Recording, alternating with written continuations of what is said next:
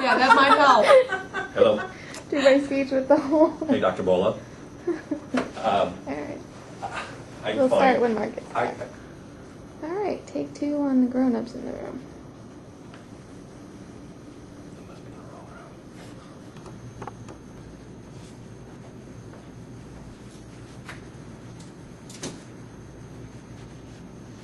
Hi, my name is Jillian Griggs. Today we're here to discuss the need for legislation that allows terminally ill patients to terminate their lives when they're at the end. This topic has been around for years, known as euthanasia or right to die, but most recently it's been in the news as death with dignity. This is a topic that weighs heavily on me. I watched my grandmother pass away very slowly from bone cancer, which originated with breast cancer. She hated depending on everyone around her for even the smallest dignities, such as going to the bathroom. Her dignity in her mind rested solely on being able to take care of herself, which she was no longer able to do. When she was diagnosed with breast cancer, she fought valiantly for years before she finally lost her battle. And in the end, she prayed for peace and to not have to fight anymore. From our conversations throughout that time, I honestly believe that my grandmother, given an opportunity, would have considered any way out of her suffering, had it only been legal. There is a need for legislation that not only allows for patients to end their lives in terminal situations, but we have a responsibility for those that choose to end their lives lawfully to monitor and oversee. The fact is, right to die issues have been around for years, but up until just over about a decade ago, people had to do these things in the dark, much the same way as abortions before Roe v. Wade. Regardless of whether you would choose to end your life, it should be an option for those that do choose it. There's no reason that someone should have to die alone or in pain if it isn't their personal choice. First, we're going to start by looking at the clear need to have legislation. Without Death with Dignity Act, many people will still choose to end their own lives, but they'll do so in the dark. Some choosing to hasten their life because of the excruciating pain that they're in, and others simply because they can't live the life that their disease only allows them, with no dignity and no privacy. So they do these things in secret, and instead we make them criminals instead of the people that need protecting the most. I'd like to share with you the story of Rona Zellniker. She was diagnosed with an incurable brain disease and knew the minute that she found out her diagnosis was terminal that she would commit suicide. There is no law in her state to help her end her life safely and lawfully. So the disease that lay in wait for her, she knew that she couldn't bear what it had in store. So 1 month prior to her 61st birthday, Rona slipped a plastic hood attached to helium tanks over her head and ended her suffering, alone, without her family. They weren't the actions of an irrational woman like you might think. Rona actually had a sleepover the weekend before with her children, her adult children. She closed all her accounts and paid off all of her bills. She even left a $20 bill for the maid to make sure that she would clean out the refrigerator and the food wouldn't spoil. She instructed her children not to come, fearful that they would be arrested for helping. For 3 days leading up to her death, she was afraid to get into the bathtub, fearful that she might slip and lose the one chance that she had to make this decision on her own. She wanted control over her last minutes and her illness, and she was able to die with dignity after saying her goodbyes and putting her affairs in order. But it was illegal what she did, and she was alone. And as terrible as it may sound, the Final Exit Network, who actually puts out this information to help people commit suicide in situations like Rona, doctors don't actually believe that this is a peaceful way to go, and that's what they make this seem like. But you can read some of the information here, and it's horrifying that Rona felt like this was her only option. All she wanted was some peace and control, and in the end she ended up dying alone and scared. Rona was a dying woman, but she had the mental capacity to make her own decisions regarding her health care, and yet the law didn't support it, putting her to the lengths that she went. She left behind a letter for police, and I would like to read that to you exactly as it was posted in the Philadelphia Inquirer, because I think it's very powerful. She said, "I hope that you all understand my need to die with dignity at this time, in place of my choosing. It has not been easy for me these past months. My balance has become so bad and my legs so weak that I'm constantly fear for falling and hurting myself. I'm dropping almost everything, It's getting harder to speak, and I'm choking more frequently.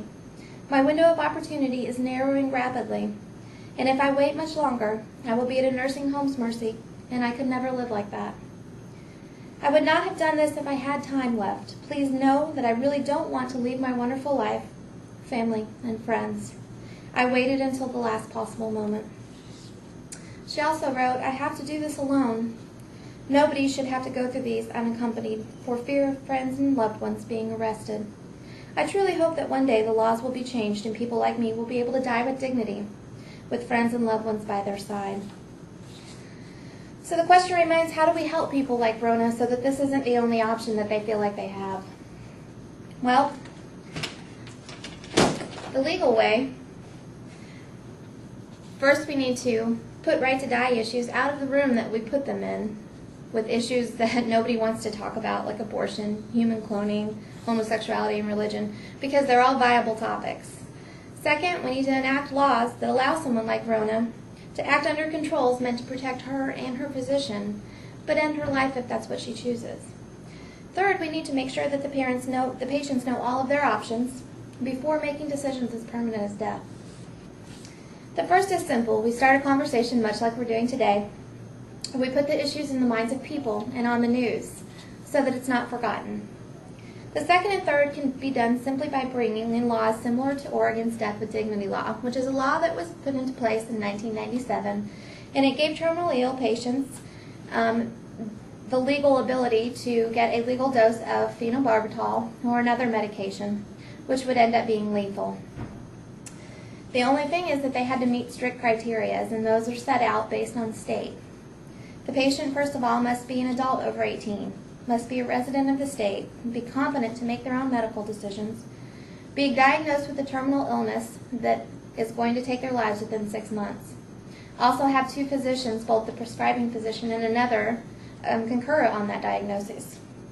There need to be 2 oral requests within at least 15 days apart, and then also a written request to the doctor with at least 2 people's signature verifying that they witnessed. They also have to have the prescribing doctor decide whether or not they feel the patient needs psychiatric evaluation. The doctors then present all other options such as pain management, hospice, and palliative care, and the doctors are supposed to encourage the patients to speak to their family about their decisions so that they're not doing it on their own. They can't make the patients, but they are to encourage it. It's not a simple process. It takes thought, planning, and time. It's not something someone can do reactively after they've received their diagnosis. So assume that we enact a type of law that's similar to Oregon. How do we know that it works? Well, the Oregon Act has worked for well over a decade. It's faced the Supreme Court, and it still stands in the face of its critics. The criticisms and concerns of the Act simply do not hold up under the statistics that the Oregon Public Health Division has been able to gather over the last 11 years. Many worry that too many people will take advantage of the law and use it in the wrong way. But in Oregon, in over 330,000 deaths since 1997, only 401 people have chosen to use the Act to end their lives. That's slightly over 0.1% of the people that have passed away in the last decade in Oregon. It's a very small number. Others worry that the doctor will take advantage of minorities by encouraging them to take the medication.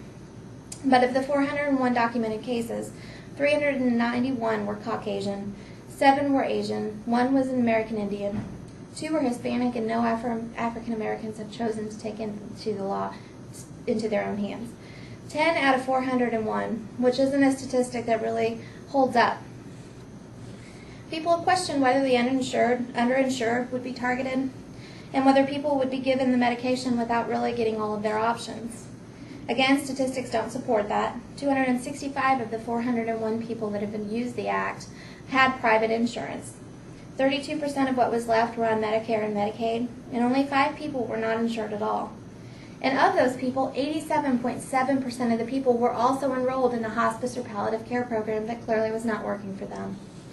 It's easy to get bogged down in all the statistics. The truth of the matter is that 401 people is not a high number of people over 10 years. But for those 401 people, they're not suffering anymore, and that was their choice, and they had that ability. If any of those 401 people had been your brother, your sister, your mother, or your father, would you want them to suffer if it wasn't their choice? What's important to remember through all the information is that this is a personal decision, and it's a decision that needs to be made by the patient and not those on the outside looking in. Only 2 states currently have right to die, and that's Oregon and Washington, who just enacted their law this year. It's time that we push our state legislature to enact laws to protect the dying in our state. Remember that legislation doesn't affect those that choose not to use it, but saves those that do. It gives family a chance to plan for the death of their family, and the patients to put their affairs in order before they make their final step. Anyone interested in pushing forward with more information or with legislation for Death with Dignity can visit www.deathwithdignity.com for more information or to send information to our legislation here in Indiana. Thank you for your time.